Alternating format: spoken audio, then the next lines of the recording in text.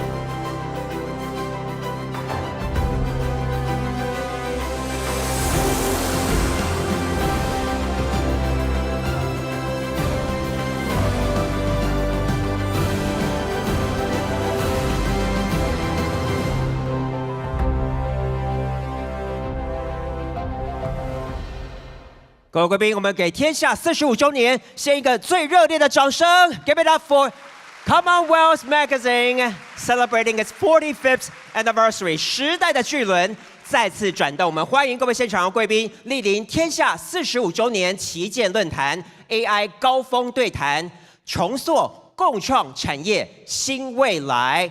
Ladies and gentlemen, good morning and welcome to the Commonwealth Magazine 45th anniversary forum.AI everywhere and partnering together.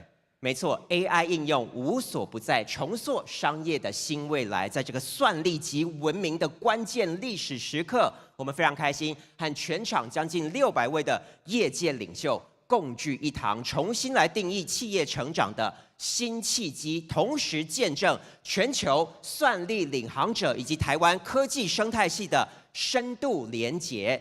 AI is everywhere, reshaping global industries and redefining the future of business. Today, we have the distinct honor at this once again watershed moment in history to spend time with Dr. Lisa Su and nearly 600 industry leaders here in this room. Partnering together, we are going to explore the opportunities and possibilities for future growth. 那接下来呢，我们首先就要有请主办单位天下杂志吴婉瑜共同执行长及内容长上台开场致辞，我们掌声欢迎。To give you the opening remark, please welcome the CEO and Content Officer of Commonwealth Magazine, 婉瑜吴。苏姿丰博士、各位贵宾、各位天下杂志的忠实订户和朋友，大家早安。早。那欢迎大家来到天下杂志45周年的旗舰论坛，世界的台湾，台湾精神，台湾 team。那台湾的命运呢，从来就是跟世界相关的。那天下杂志在中美断交、风雨飘摇之时呢，开始筹办，1981年创立哦。当时呢，中华民国才刚成为一个没有外交政治地位的国家，只有靠经济实力为世界做出贡献，才能立足国际哦。天下杂志希望普及经济知识、管理经验，并且促进美好而公平的社会呢，来厚植国力哦。45年来，我们看见这座岛屿呢，从风雨飘摇中走来哦，从世界的边缘慢慢走上舞台的中心。这是台湾精神，台湾 team 哦。在国际分工当中呢，台湾人呢很少为自己鼓掌。我们习惯呢，把荣耀给别人，把自己的名字呢藏在产品规格表的最下层哦，然后继续把下一批货做得更好。这就是台湾，低调、安静、不喧哗、不出名哦。台湾人的试炼呢，从来都没有少过。我们见过石油危机、亚洲金融风暴，见过大自然的天崩地裂，更见过政治外交上的风雨飘摇。那今天呢，有70家的国内外媒体在场哦。在国际媒体的眼中呢，台湾是地缘政治的风暴中心，而且被称为是世界上最危险的地方。但是呢，台湾有一种很特别的韧性，我们在资源缺乏中开局，没有天然资源，只有人力资源，胼手胝足走到今天哦。地震再大呢，工厂可以马上修复运作；技术再难，工程师持续追求突破。我们在不被看好的泥泞中突围哦。世界越乱，我们弹性应变，抓住每一个可以发挥的机会哦。那2026年的今天呢，世界的剧本又翻到了另一页。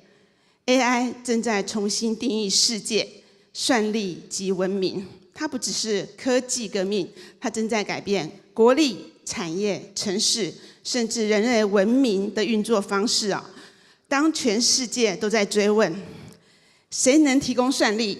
谁能稳定供应？谁能撑出 AI 供应链？答案其实一直都在这座岛上。台湾不是突然变得重要，而是世界终于看见了台湾哦。从晶圆制造、先进封装、AI 伺服器、电源供应到高速运输哦，台湾撑起的不只是供应链，而是这个 AI 新文明能够运转的基础建设。那我们今天呢，非常荣幸能够邀请到 AMD 的董事长丽莎苏姿丰博士哦，以及 AMD 的团队来到天下45周年庆哦。丽莎苏姿丰博士的故事是一段传奇，他带领 AMD 走过低谷，重新站上 AI 浪潮与全球高效能运算的核心。他真正让世界敬佩的，那不只是技术，而是一种相信长期价值、相信工程文化、相信人才韧性的精神哦。那我们今天也邀请到微影科技的董事长洪丽宁、玉山清控的董事长黄南洲，还有森米国际半导体产业协会全球行销长暨台湾区总裁曹世伦，他们都是支持着台湾走向世界的企业与组织哦，以及台下有许多重要的企业家与朋友们，都是台湾队的一份子哦。45年前，天下杂志创刊，我们希望把一本杂志办成台湾产业与社会进步的坐标，相信经济可以立国。我们记录这个土地上每一次努力向上的故事哦。今天这一场活动像是一个时代的交汇点哦。半个世纪以来，世界对台湾的依赖呢，从 Made in Taiwan 到 Made with 台湾，这也是国际大厂络绎不绝来到台湾，并且加码投资的原因哦。最后，希望今天的论坛除了带来国际视野、前瞻趋势，也一起感受到台湾的温暖与力量。在地缘政治、技术竞赛持续升温的此刻呢，我们更需要发挥台湾队共好的精神，成为世界发展、参与世界发展的关键力量。谢谢大家。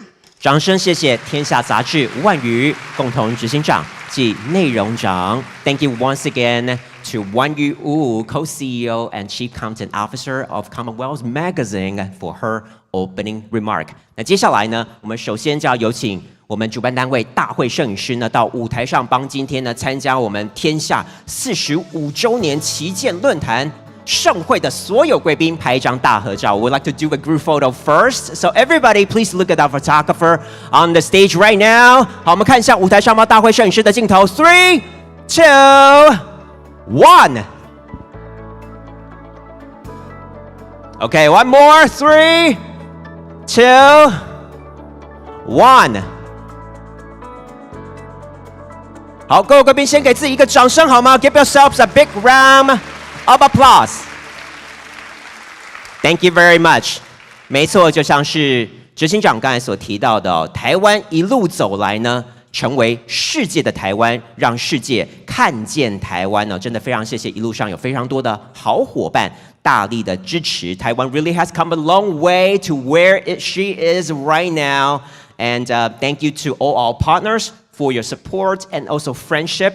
Taiwan will continue to shine on the global stage. 那接下来呢，就是大家引颈期盼的我们今天的重头戏哦 ，AI 高峰对谈 Next It's the talk we all been waiting for, ladies and gentlemen. 接下来呢，我们首先有请天下杂志陈一山总编辑为我们的对谈来开场，掌声欢迎一山总编辑 to open this session. Please welcome Editor-in-Chief, Commonwealth Magazine, Ishan Chen.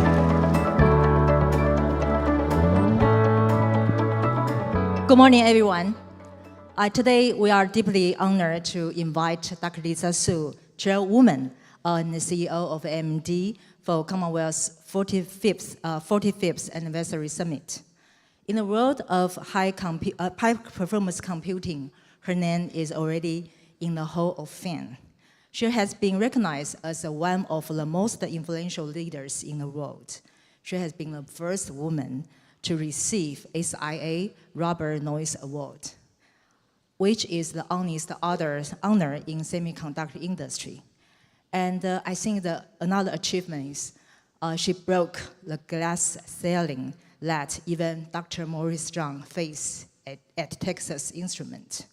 She was the very first Asian American CEO in the mainstream semiconductor giant.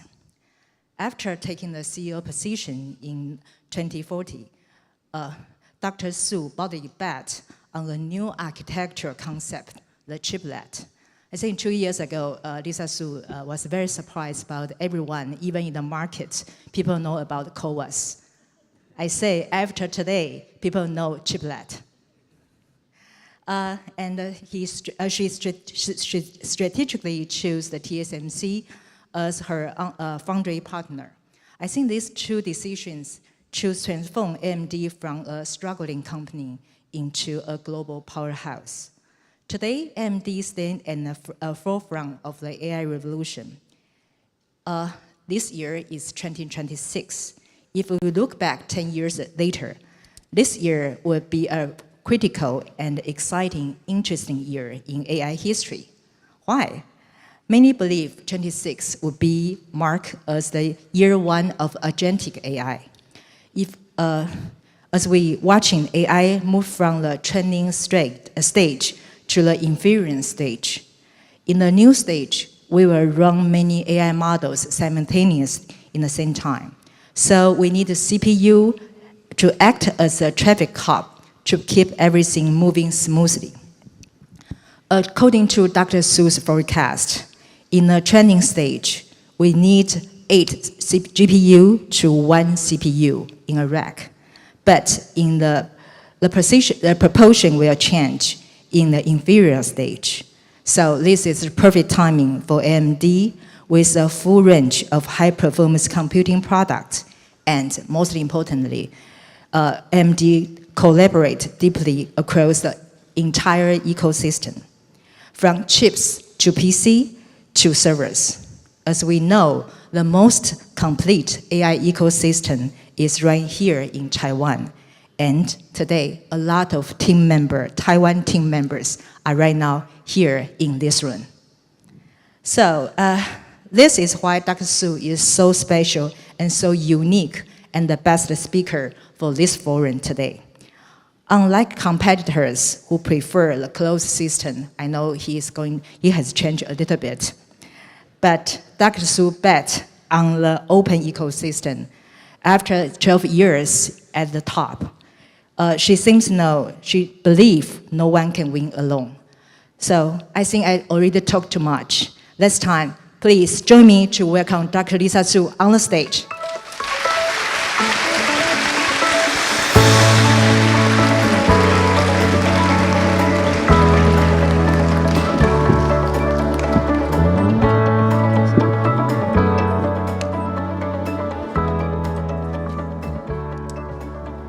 I think the audience can understand how nervous I am because my major is economics. My major coverage in the past 30 years is economics and finance. Right now, I just learned within 1 month to learn everything about semiconductor industry. It's so hard. It's very impressive. Thank you. So maybe we can start from your newest press release yesterday, because you mentioned, you announced one is you are going to invest $10 billion in advanced packaging companies in Taiwan, and another is adopting TSMC's 2-nanometer process technology. So I think the people want to understand. Could you elaborate more about your two announcements? So first of all, it's great to be here this morning. Thank you to Commonwealth Magazine and for everyone to be here. It's always so exciting to come to Taiwan. I always feel that there's so much energy, and there's no other place in the world that has so much semiconductors in a small, very small area. But yes, it's been a very exciting week for us, and we're in this time right now where the semiconductor market and the AI market has never been growing faster. Every month, we're surprised by how much growth there is. And every time we look at the usage of the technology, we're convinced that this is the highest growth time for the market. And as a result, for AMD, our strategy is to lead in high performance and AI computing. And to do that, we must have a very strong supply chain, and we must have very strong partners. So we've been working very closely with all of our partners here in Taiwan. Yesterday, we hosted a customer symposium with over 150 of our partners, and many are in the room today. And our announcements this week are two. The first announcement is around the progress that we've made with TSMC. So TSMC has been a tremendous partner for AMD, and I would say is a key reason that we have been so successful. And what we wanted to be was the first to really ramp 2-nanometer HPC technology. So we're happy to announce that our newest CPU chip, Venice, has started its production ramp here in 2-nanometer. So it was very exciting for that. And then the second piece is around the supply chain. So I think all of us in the industry recognize that this is the time we have to invest, because we need to have enough capacity for the next 1, 2, 3 years, but it's a lot of investment that's required. So AMD is partnering with a number of companies here in the Taiwan ecosystem because we're leading in advanced packaging and we're leading in high-performance computing. We are co-investing to build both the technology and the capacity about over $10 billion for, if you think about all of the advanced packaging, substrates, test capacity, rack scale integration. And first of all, it's a big vote of confidence for this is the place where the technology is the best. And it's also very important for AMD's long-term growth. So thank you for all of the incredible support here. So Dr. Su, I want to follow up because I'm a journalist. Let me clarify. You said you want to collaborate with advanced packaging. So how will you participate? Is it share the cost, research cost, or?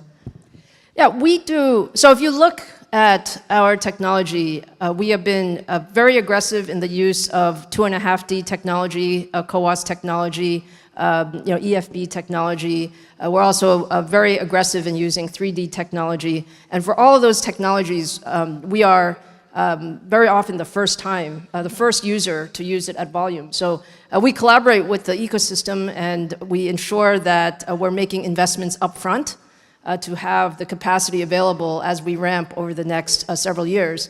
And as we have seen, the demand keeps going up.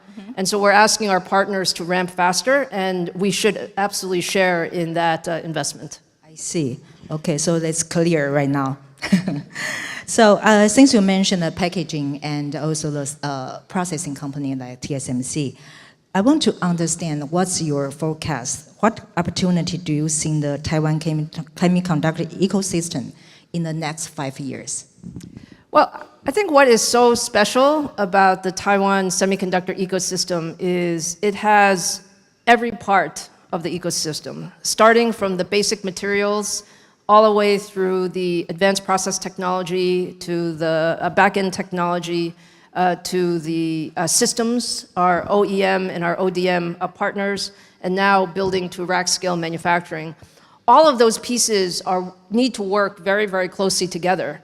And the only place in the world that has all of it together is right here in Taiwan. So we all view that this is really the center of the advanced technology that we're bringing out.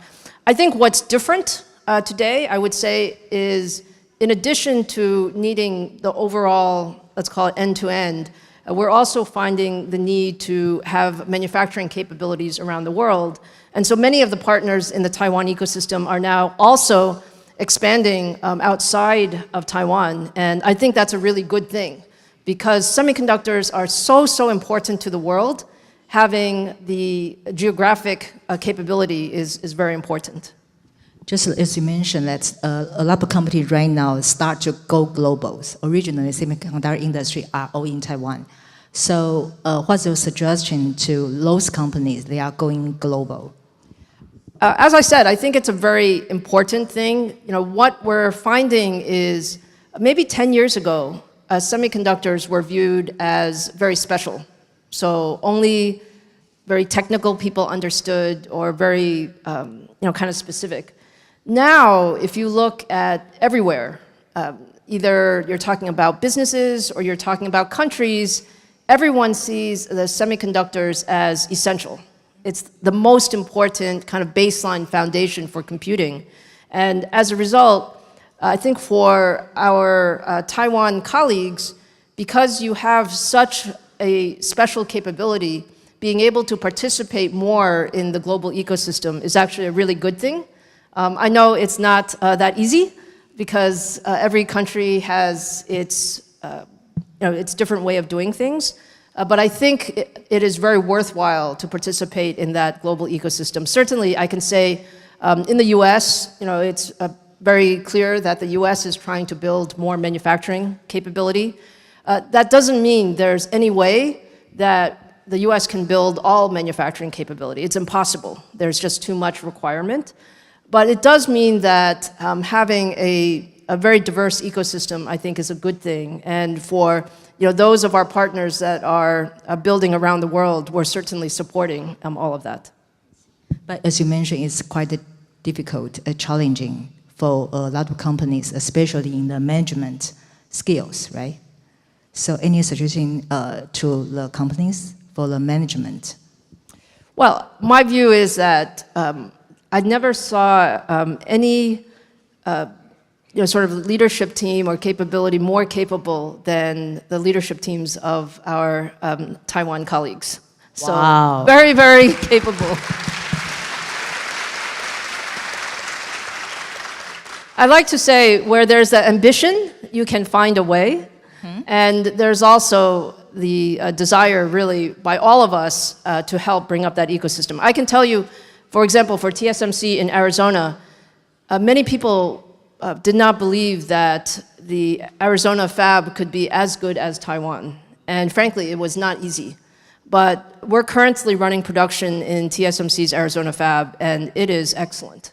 And it's excellent because a lot of the practices and procedures were transferred from the learning. And I think that's what we do. We learn and help each other. Okay, great. Actually, during the past, when we get into the ballroom, and I asked asked Lisa what's her feeling about the Taiwan supply chain, and she gave me a very unique answer. She said the Taiwan partners are frankly competitors. Could you say that again to the audience? Okay, so Yishan was asking me, what do I think is different about the Taiwan ecosystem? And I mentioned that last night, every year, I actually bring my leadership team here together to meet with our most important customers and partners. And it's an opportunity for us to talk about our latest priorities and our technologies, but its biggest reason is to appreciate and say thank you. So we had a very nice banquet last night, and everybody is so friendly. Everyone loves each other. Even if they're competitors, it doesn't matter. So cool. I asked why. What's your explanation about why people are so friendly to each other, even enemies? I didn't say enemies. You said enemies. I say that. No, I think the why is, actually, I really believe this. I think we grew up together. When I say we, I think the entire team, when I think about, I see in the audience, Emily and Jeff and Menis, we grew up together, right? We grew up when, as I said, 10 years ago, people didn't care so much about semiconductors. People don't even understand what is high-performance computing or what is rack-scale integration. But we were working hard at that point, and now what I'm really happy to see is all of our friends and colleagues are so successful because the time is right. The time right now with the technology, the capability, and then I think the spirit of the entire Taiwan ecosystem is such that there's so much success, and I think that's a really good thing. Yeah, that's good things. So let me back to the title of this summit, is AI Everywhere. So I think in your CES speech, you mentioned you give a very big and broad expectation about you said that we will see a 100 times increase in compute capacity and user growth from 1 billion to 5 billion within 5 years. So could you explain what's the driving that level of expansion? So I believe that AI is the most important technology that has occurred over, let's call it the last 50 years. And we've had a lot of other technologies, like when the mobile phone came out, we thought it was very special, and when cloud computing came out, we thought it was very special. But AI is actually different than that. The reason AI is different, I believe, is we have found a technology that everybody can benefit from. Every single person can use it, every single company can use it, every single sort of area can really benefit from AI. And so when I say AI everywhere, I think the vision that we see is that over the next 3, 5, 10 years, everything that we can do can be made better with AI. And you should see AI everywhere, in every device that we have, in every application that we have. And that type of proliferation, of course, it's good for business, no question, but I think it's really good for humanity. And that's why I think AI everywhere, it's AI everywhere for everyone that I think should be our guiding principle for the technology area. To create a new trend, AI everywhere for everyone. So, but I think people are curious about your expectation about the next phase of compute demands. We discussed a lot about cloud. How about edge compute? So cloud versus edge compute, and also the training versus inferencing. Could you give us some expectation about that?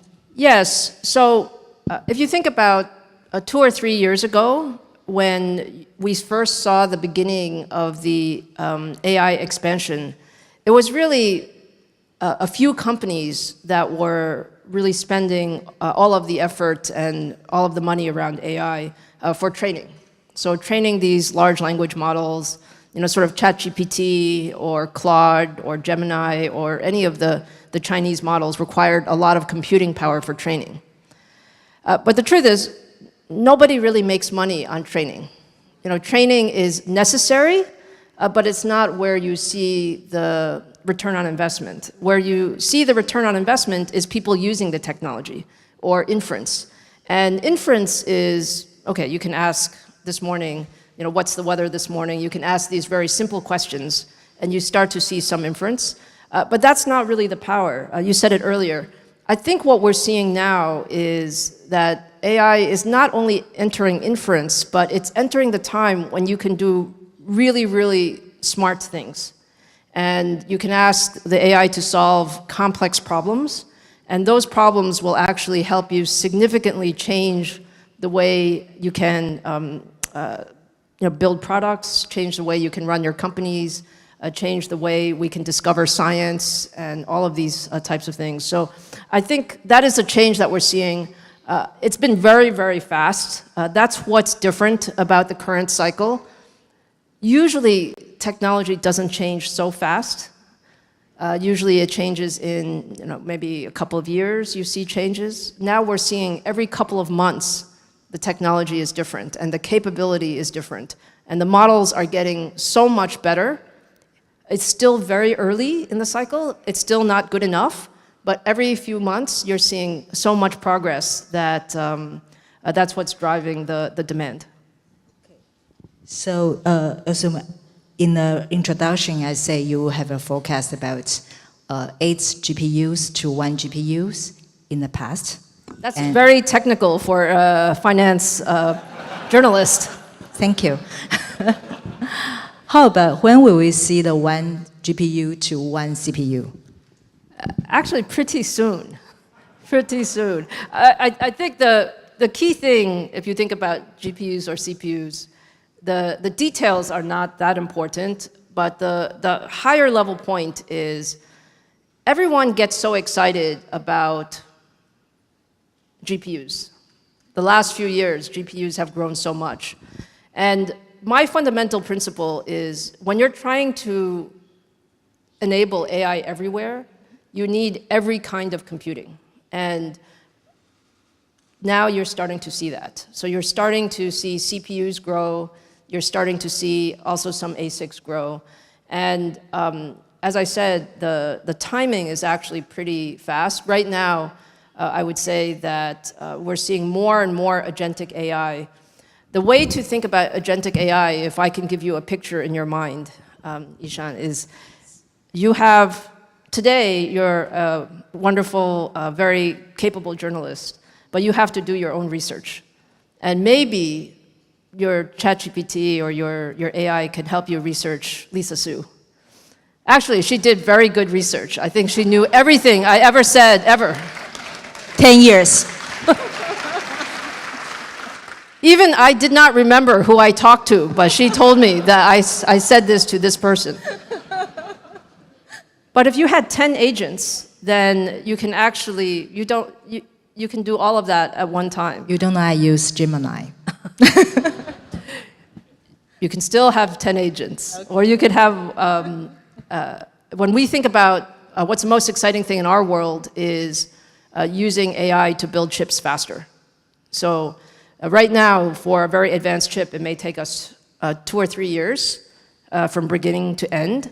If I can cut that in half, if we can cut that in half, that means we can build many more products and satisfy much more of the demand in the market. So I think that's the power that we're looking for. Thanks. I think next question I will going to ask about the bottleneck, because of the supply chain, there's a shortage of the CPU and a lot of HBMs. What's the biggest bottleneck you think for the AI supply chain right now? And how to address this issue?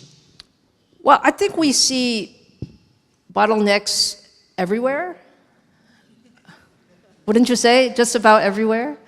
I think Emily, not. But they're being solved quickly. So the thing about the semiconductor supply chain also is this is a very aggressive, very capable supply chain, which once you see a bottleneck, you find a way to solve it. So yes, I think today there's a lot of concern about, for example, memory tends to be in a bit of a shortage today, which is true. But there are ways to solve that as well. You know, CPUs, we're ramping up capacity very much, so we ask all of our partners to help us. Other bottlenecks include just power. As we think about power in the various places, we need to be able to build data centers and capabilities. I don't think it's any one bottleneck. I think together, what we're seeing is that we didn't quite predict the demand to go up this fast. And we're all so excited, we want to catch up to that demand. And so we're working very hard to solve those bottlenecks. And I think we're making great progress. So from our standpoint, I think the entire ecosystem, I have to say, a big thank you, because everybody is making great progress to bring on more capacity. And the foundation is very positive, which is the world needs more AI computing. And we're able to deliver that with the entire ecosystem together. Since we mentioned the bottleneck, I think that 3 years ago you promoted AI PC in Computex. But I think there's quite a delay a little bit. So I just wonder, what's your forecast about AI PC in the future? I'm actually very optimistic about AI PCs. I think with new technology, it always takes a little bit of time. So the beginning AI PCs, you could not see the real application usage that easily. It was only for experts. But I would say today, the most interesting thing about AI PCs is we all have our need for AI, but we also care a lot about privacy. We don't want everybody to see our personal information, so you don't want to send it somewhere. And you also want it to be local, so you don't always have to connect to the cloud. And frankly, the cloud can be very, very expensive if you think about it as well. So I think AI PCs for developers, for personal usage, for local enterprise usage will be a good growth vector over the next few years. But beyond PC, which age AI device are you most excited about? Oh, I really think the next big wave is physical AI.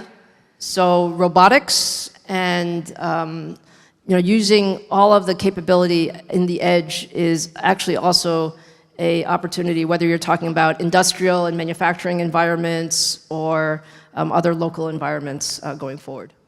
Lisa, as a journalist, I think people will always try to ask the question and get accurate answers. But for you, I feel like you always talk about the trends. It's really hard to give an accurate timeline about when things What happen. kind of accurate answer would you like? For example, we will see AI PC growth like 20% in next year or next 2 years, something like that. Let me think. My PC head is sitting in the audience. I should ask Jack, what should we say? I think we will definitely see AI PC growth, without a doubt. Significant double-digit growth in AI PCs. The exact number is not so important. Yes. I keep hitting that. Yes, the important thing is, are we investing in the right places?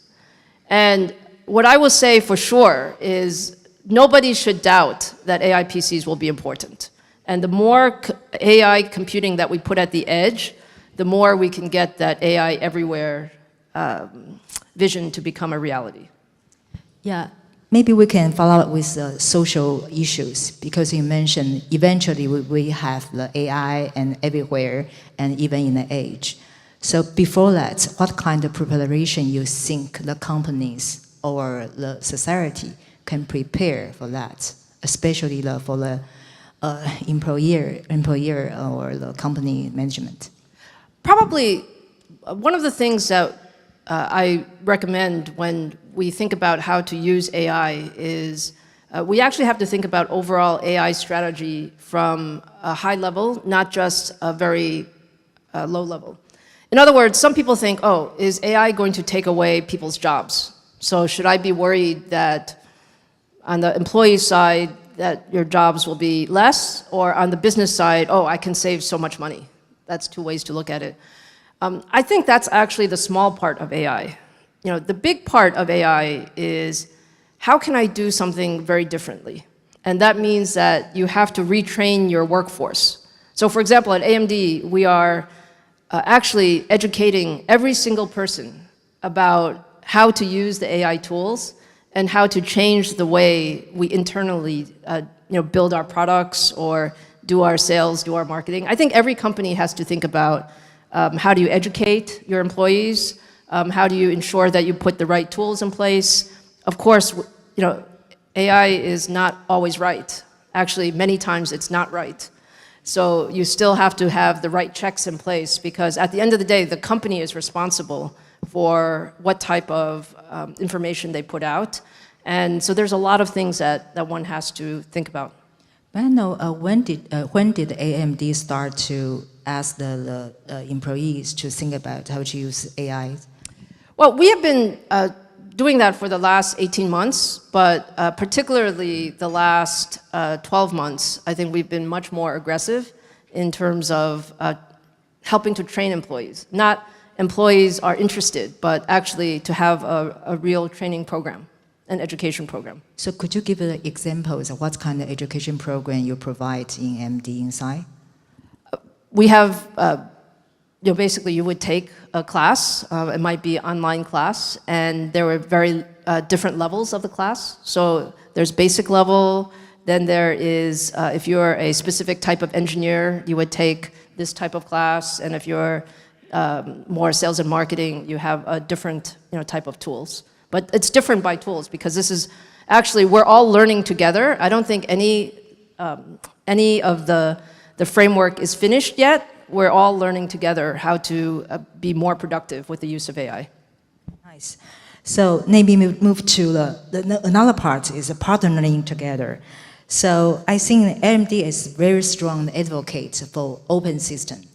So I just wonder, because you opened the standard through like initial several initiatives like ROCON and UA Links, I think you are the strong advocate. Do you think the AI hardware industry will repeat like PC industry? I mean, for the PC industry, people have a Wintel standard. So every company can participate according to the fixed standards. That's why Taiwan PC ICT industry grow. So what do you think about AI hardware industry? Yeah, I'm a big believer in open ecosystem. And the reason for that is our philosophy is that there's no one company that has all of the best ideas. In fact, there's no one product that's the best product, and the best way for us to provide all of the technology that's required in the world is for us to have an open ecosystem, which means hardware is open, you can use different types of hardware for each application, and with that you need the right software capability as the right standards. I do think that you will have some open ecosystem, and then you will also have some closed ecosystem. But in the end, the open ecosystem is very, very powerful. And we want that individual companies can differentiate and have their special sauce, but we all still are able to work together. So do you think the dual standards will coexist? I think so. So if you think even today in the PC ecosystem, you have sort of the Apple ecosystem, which is more of a vertical integrated hardware, software system, and then you have the PC ecosystem, which is more open, which has all kinds of hardware vendors, all type of system vendors. And both have their merits, but in this case, I think open ecosystem will grow faster. Open system will grow faster. So you think if here is a lot of supply chain members, if they are try to participate, what's your suggestion to the open ecosystem? Well, I think we always talk about how can we leverage a, let's call it a reference design and capability, but still allow individual differentiation so that companies can show what is their unique value. So I think the next question is about still follow the PC industry, PC history. Because in the PC history, people say the Wintel, the standard setting person, and the computer brand get the most value. So what's the value chain you think in AI hardware industry? Who will gain the most? Well, by the way, I should say something. I think AMD share is actually pretty good in the market these days. Do I need to check with the audience? Well, I could say that the thing about the open ecosystem is you will have different types of vendors. For example, today in processors, you have x86, you have ARM, you have a number of vendors. It depends on the application, which one is the most, which one fits the application best. So this is back to this notion of, this is a really, really big market. The way you should think about it is this world is completely different than the quote-unquote Wintel model from 10 years ago. This is, we see the semiconductor total market right now is over $1 trillion, and we can see very significant growth rate over the next 5 years. I don't think there's going to be one answer for all of that. It's just impossible. There's too many applications, there's too much work to do, which makes it a great place for all of us to find what are the things that we are going to be best at. Like, for example, in AMD case, we don't say that we're the best at everything, but we know that our focus is to be the best at high-performance computing and AI. But there are some areas where we are not spending so much time, like, for example, smartphones, those are not our areas. But they will also need AI. They will just use AI with a different computing. So since you mentioned it's a huge market ahead, so I think a lot of companies want to join this big wave. So in your opinions, what's the key successful factors if they can join this wave? I think it is a very, very big wave. And I think the key successful factor is, as always with any technology company, you build the technology over time. You cannot build it in 6 months or even in 12 months. It usually takes 3 to 5 years to have a strong vision and then to be able to find that place. So I think for people starting, it's to find the places where you can make the most impact. But I think what I said earlier is true, is for those of us who have been in this industry for a long time, I think we should feel confident. People sometimes talk about AI bubble. They ask all the time, can this be real? Should we really invest so much right now? And my answer is, this is definitely real. And we are still so early. Like the way we view the current opportunity is, I would say, if you think about a baseball game, maybe we're in the 3rd inning of still 9 innings. And that means that there's still a lot of innovation to happen and a lot of opportunity for all of us in the ecosystem. As you mentioned, it maybe takes like 3 to 6 years. It led me to think about your experience in AMD when you took the office in 2014, and you did 2 big decisions, and you create the Zen architect. It's a new chiplet architect.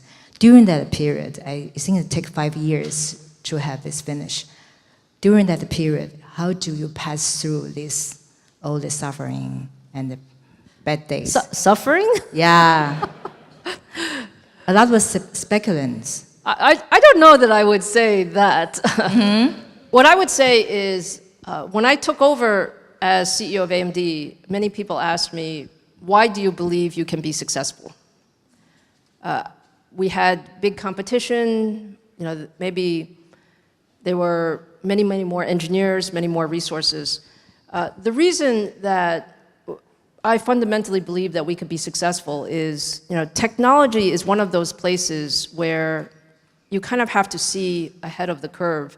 And we were pretty sure that high-performance computing was going to be important. And there's very few companies that can actually build high-performance computing chips and capabilities. And so we believed that we could do it, but we had to do it in a different way, and we couldn't do the same thing that the entire industry was doing. So we made a bet. We made 2 bets. Actually, you said them very well. The first bet was a bet on TSMC. And I think that's turned out to be a really great bet for us. And still bet yesterday. And the second was that the silicon technology was getting so complicated that you needed to break it up into pieces and really rely on advanced packaging. Even though advanced packaging was still new and chiplets were still new, that was our bet. And in the end, I think now the entire industry is using this advanced technology. So you forget the periods during the 5 years? I think what I had the luxury of a very supportive board. Nice. So I told my board that it's going to take 5 years. And we also had a team that really believed in what we were doing. So I think those two things were very helpful. Okay, great. So because I say that people say CoWAS is popular in Taiwan, so maybe I can give you a chance to make chiplet popular in Taiwan. So how will you explain chiplet? The best way I can explain chiplets, it's actually not hard. It's not hard. For anyone who has heard of Moore's Law, all right, everyone says Moore's Law is slowing down. When you try to keep making things smaller, you actually can't. You can't yield it, it's too expensive, and all of those things are true. So the idea of chiplets is instead of building one big chip, you cut up your chip into small chiplets, and you put them back together with advanced packaging. And today, our most advanced chip we call MI450. It's our newest chip. It's just starting to go into production in the second half of this year. It's over 300 billion transistors, and it has, I don't know, maybe over 20 chiplets that we put together. And when I went to school, when I was getting my PhD, I thought this kind of technology could never work. Actually, I thought it was so hard to do this, but it's amazing when you really see the engineering capability that we have been able to build, that the industry ecosystem, this is not AMD, it's the industry ecosystem has found a way to make these successful. We actually collect questions from the audience. The one question is about what's the next breakthrough of the chiplet you can give us, sure. Well, I think what we'll see going forward is instead of talking about chips, we really need to talk about systems. And the systems means we have to integrate all of these capabilities together. So includes all of the processing, some of the networking, and I think we are looking forward to how that looks, including optics and technologies to come together. So the idea is how do we keep putting more and more capability in a single system. So that's why you have the 10 billion investment yesterday, is that? That is one very big reason. I see, okay. So maybe we can move to, because we have 5 minutes left. So I want to explore some leadership issues with you. You are really in this position for 12 years. How will you define the leadership right now? How do I define leadership right now? I would say that the most interesting part of being CEO of AMD is how much every few years we're actually running a different company. Because the technology is completely changing, the scale is completely changing. When I first started as CEO, our company revenue was about 4 billion. And last year, our company revenue was 35 billion. So it's a lot more people, it's a lot more customers, but it's also a much bigger, what I really enjoy is to see the technology have an impact on the world. So you like change? I like change. I don't like to get bored. How is that? Okay. Yeah. So because you mentioned that you have a lot of employees right now, any plan in Taiwan you will increase your staff here? Our staff here has gotten very big. I can see some of my team I here. heard it's like 1,000 right now. We have over 1,800 people in Taiwan right now across 10 sites. So even in the last few years, we've added 5 additional sites. And we do a lot of R&D here in Taiwan, particularly with our Taiwan ecosystem partners. And it's some of our most capable people in terms of really bringing up our latest technologies are here in Taiwan. I asked the question because your competitor just said overseas headquarters in Taiwan. Do you think about that? I think we have a very, very big presence in Taiwan, so that's a good thing. Okay, there's another kind of answer. So my final question. I think as I told in the beginning, I think the female leaders in semiconductor industry is quite rare. I think even after you, I don't see anyone in the mainstream semiconductor industry. So, but I think the first female businessman you met is your mother. So, could you describe what you learned from her? Yeah, so I get asked often about women in technology and all of those things. And let me start by saying that I think engineering is a great profession for women. And the reason it's a great profession for women is it doesn't care whether you're male or female. It only cares whether you have good ideas or bad ideas. And if you have really great ideas, you can really make a difference. So that's how I think about women in technology. But you mentioned my mother. So my parents were born in Taiwan and immigrated to the United States when I was very young. I was also born in Taiwan. And my mother was, I would consider a pretty amazing person. Yeah, she is. She immigrated to the United States with my father, and she really didn't know what she's getting into, and she didn't, my father went to graduate school, and she didn't really speak English well, but she, brought up her kids. They wanted to come to the United States because it was a good for us, my brother and myself. And somehow, when I was in, I don't know, maybe 10 or 12 years old, my mother decided that she was going to start her own business. So she decided to be an entrepreneur in the United States without having any background in starting her own business. So she started it from scratch, and she built it up into a multi-million-dollar business. And she would often say, Lisa, someday you have to come join me in the business. Not to your brother? Not to my brother, only to me. Why? I don't know, Have you ever asked? And actually, she would say this even after I went to AMD. She would also say this. Yeah. And she would discuss her business problems with me, and we would discuss our business problems together.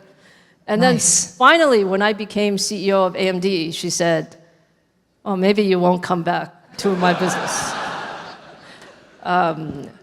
So I think role models are very important, and I think it says a lot about if you have a dream and you have hard work and vision, then you can accomplish almost anything. So thank you for asking about my mother.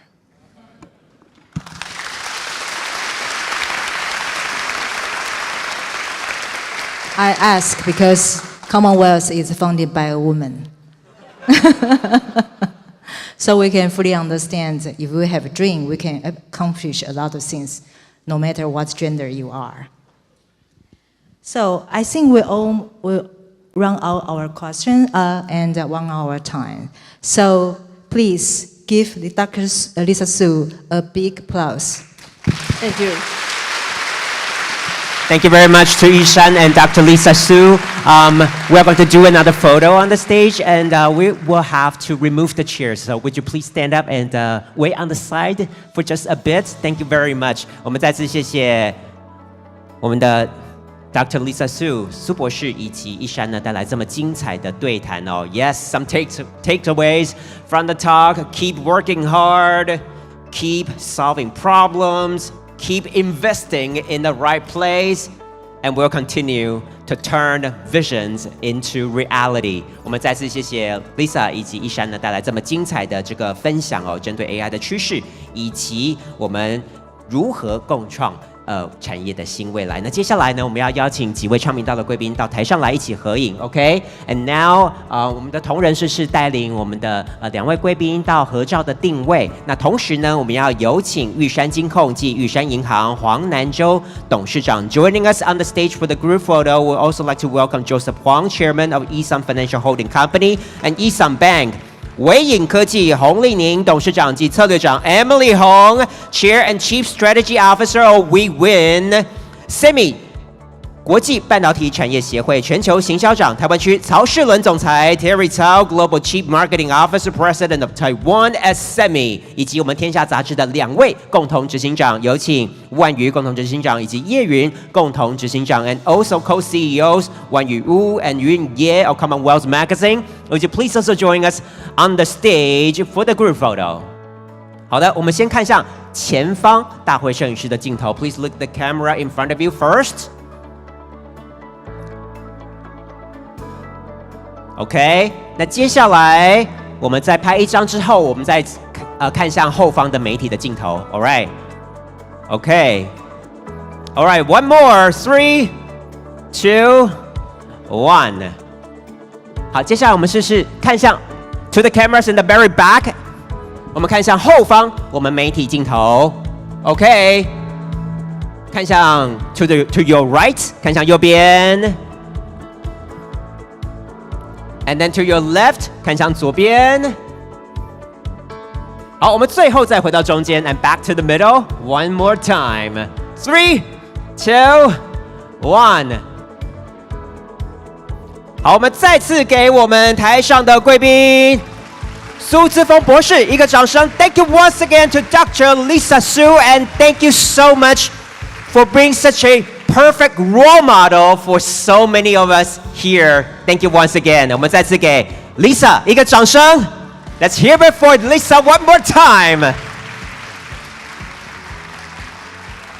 再次谢谢苏姿丰博士呢带来这么精彩的分享哦，各位贵宾，接下来呢是我们中场休息时间，我们场外呢备有茶点，请各位贵宾自行取用。我们休息到10点40分，休息到10点40分呢，请各位贵宾再次回到会场，我们还有下一场非常精彩的座谈。那同时呢，我们在荧幕上要秀出来的，也就是如果大家想要持续深耕我们 AI 领域的话呢，7月29号。天下管理高峰会超越 AI 共治管理新时代，我们会邀请《时代》杂志选为全球 AI 领域最具有影响力的100大人物华顿商学院莫里克教授跟我们分享企业在 AI 时代如何重塑新的样貌，如何探寻新的商机，都欢迎大家呢可以扫描荧幕上的 QR code， 现在报名可以享有早鸟优惠。好的，那我们休息一下，等一下10点40分继续回到会场。In a moment of calm, dedication grows and builds, always seeking what comes next. To those who never settle, this belongs, a tribute to dedication.